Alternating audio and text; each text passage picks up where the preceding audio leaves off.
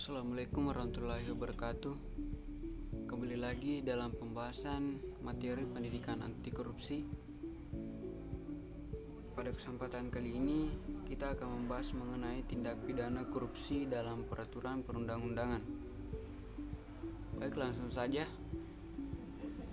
Sejarah pemberantasan tindak pidana korupsi.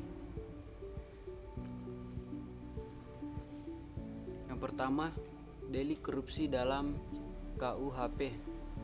KUHP yang diberlakukan di Indonesia sejak 1 Januari merupakan warisan Belanda. Ia merupakan kodifikasi dan unifikasi yang berlaku bagi semua golongan di Indonesia berdasarkan asas koordinasi.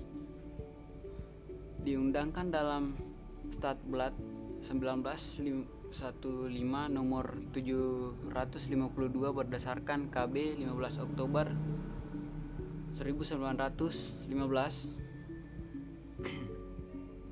Kemudian yang kedua, peraturan pemberantasan korupsi penguasa perang pusat nomor PRT garing Perpu garing 013 garing 1950. Pendapat yang menyatakan bahwa korupsi disebabkan antara lain oleh buruknya peraturan yang ada telah dikenal sejak dulu. Kemudian Undang-Undang Nomor 24 PRP tahun 1960 tentang tindak pidana korupsi. Dari permulaan dapat diketahui bahwa peraturan penguasa perang pusat tentang pemberantasan korupsi itu bersifat darurat, temporer, dan berlandaskan Undang-Undang Keadaan Bahaya.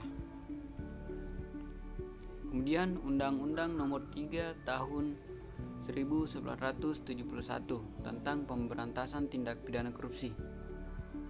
Sejarah tidak mencatat banyak perkara tindak pidana korupsi pada periode 1960 sampai dengan 1970.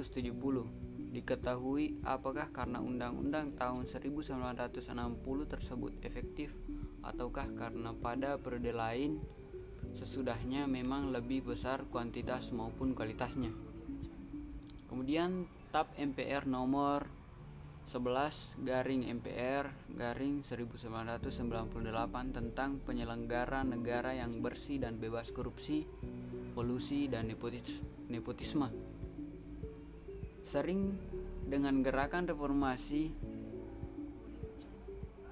yang timbul dari ketidakpuasan rakyat atas kekuasaan Orde Baru selama hampir 32 tahun, keinginan untuk menyusun tatanan kehidupan baru menuju masyarakat madani berkembang di Indonesia.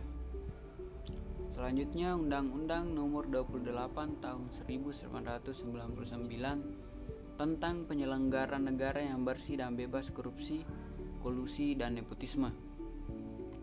Undang-Undang Nomor 28 Tahun 1999 mempunyai judul yang sama dengan AP MPR Nomor 11 garing MPR garing 1998, yaitu tentang penyelenggara negara yang bersih dan bebas korupsi, kolusi, dan nepotisme. Selanjutnya Undang-Undang Nomor 31 Tahun 1999 tentang pemberantasan tindak pidana korupsi. Lahirnya Undang-Undang Pemberantasan Korupsi Nomor 31 Tahun 1999 dilatar belakangi oleh dua alasan, yaitu yang pertama bahwa sesuai dengan bergulirnya Orde Reformasi dianggap perlu meletakkan nilai-nilai baru atas upaya pemberantasan korupsi. Dan yang kedua, undang-undang sebelumnya yaitu Undang-Undang Nomor 3 Tahun 1971 dianggap sudah terlalu lama dan tidak efektif lagi. Selanjutnya Undang-Undang Nomor 20 Tahun 2001 tentang perubahan atas Undang-Undang Nomor 31 Tahun 1999 tentang pemberantasan tindak pidana korupsi.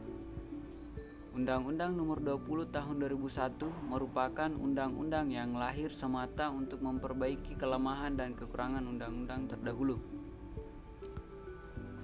Kemudian Undang-Undang Nomor 30 Tahun 2002 tentang Komisi Pemberantasan Tindak Pidana Korupsi.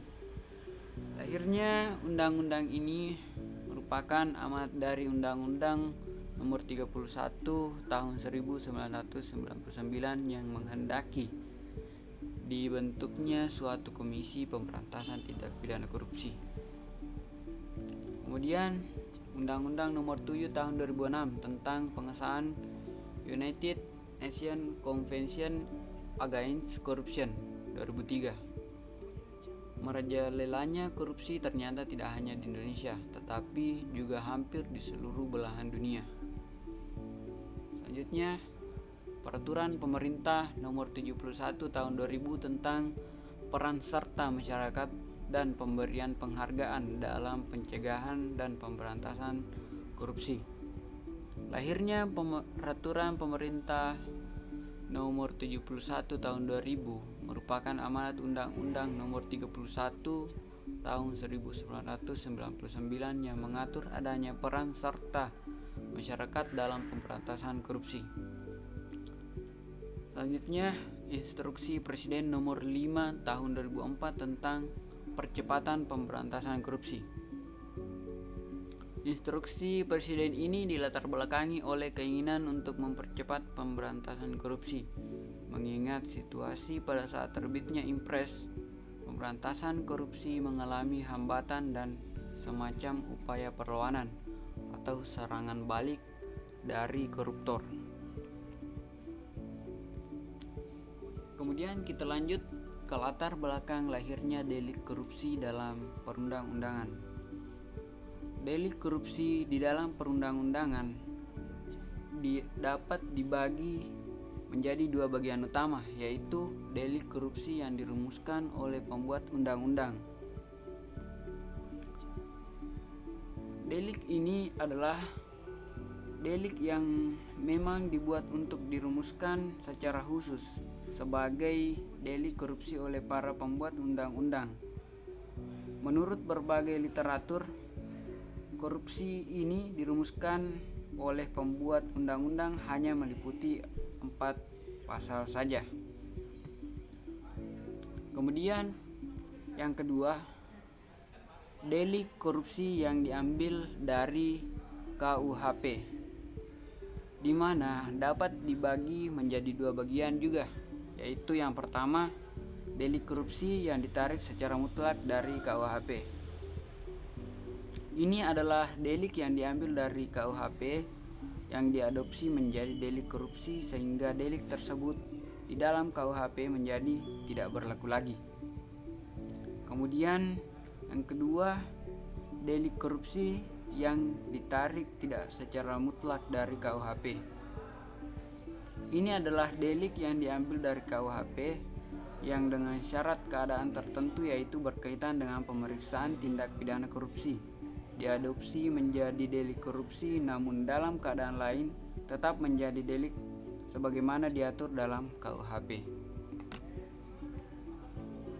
Selanjutnya, gratifikasi. Di dalam penjelasan pasal 12B ayat 1 disebutkan pengertian gratifikasi.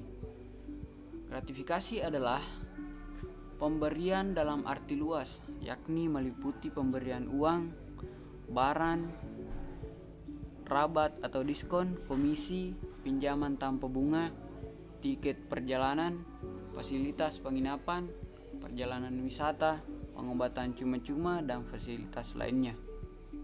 Gratifikasi tersebut baik yang diterima di dalam negeri maupun di luar negeri dan yang dilakukan dengan menggunakan sarana elektronik atau tanpa sarana elektronik. Baik, itulah tadi materi mengenai tindak pidana korupsi dalam peraturan perundang-undangan. Lebih dan kurangnya mohon dimaafkan. Billahi fisabilil haq fastabiqul khairat. Assalamualaikum warahmatullahi wabarakatuh.